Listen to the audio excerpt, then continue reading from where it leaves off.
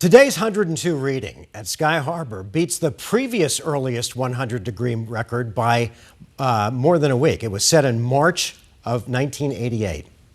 So 12 News journalist Tricia Hendricks live at Sky Harbor Airport. And Tricia, I have to say, I always have a ton of respect for our reporters who are out in the heat in July and August. But I'm feeling for you today on top of that parking structure in March. Yes. Well, it's a third generation Arizonan. I've come to learn we don't have a choice, right? Pulling in here is Sky Harbor, Troy. I've got to tell you, I was really surprised. I expected to see empty parking spaces, but it was just the opposite. I've never had so much trouble trying to find a parking spot, which is why we're here on the roof. So many people decided to not cancel their spring break plans, and whether they're catching a spring training game and the times changed, or they heard about that excessive heat warning and they decided maybe that hike up Camelback or Paesta won't be happening. They're telling us, at least travelers that we spoke with, one family in particular, they're telling us pool time with cold drinks will do just fine. Take a listen. Jenny and Ben Hollemeyer flew in from St. Louis, their spring break tradition, with their kids Harry and Lottie in tow. Yeah. Okay, so you know what typical March weather is like? Yes. And when you saw the forecast, what went through your mind?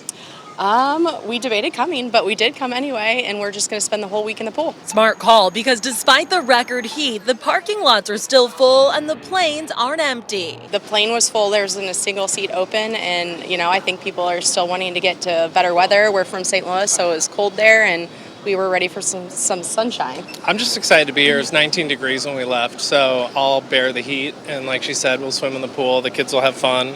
We ride the golf cart around, so lots of activities to do. But how unusual is this really? We should be seeing highs right around 80 degrees, but instead we're talking 20, 25 degrees above normal, getting into the 100s. Sean Benedict is a lead meteorologist with the National Weather Service in Phoenix, where all official temperatures are recorded right here at Sky Harbor, a standard in place since 1953. And extreme heat has grounded flights before. In 1990, Phoenix hit a record 122 degrees. Pilots weren't confident planes could perform in those conditions. Benedict says we're nowhere near that, but warns it's worth knowing as summer approaches. Typically when you get up more into that 110 plus degree temperatures, it gets harder for the planes to take off when they have all that weight on. So they need to use, a lot of times they use the north runway at the airport for Sky Harbor to get that extra runway length to be able to get off the ground. As for the Hollemeyers, they're not sweating it. Yes, just a little escape, even though it's so hot.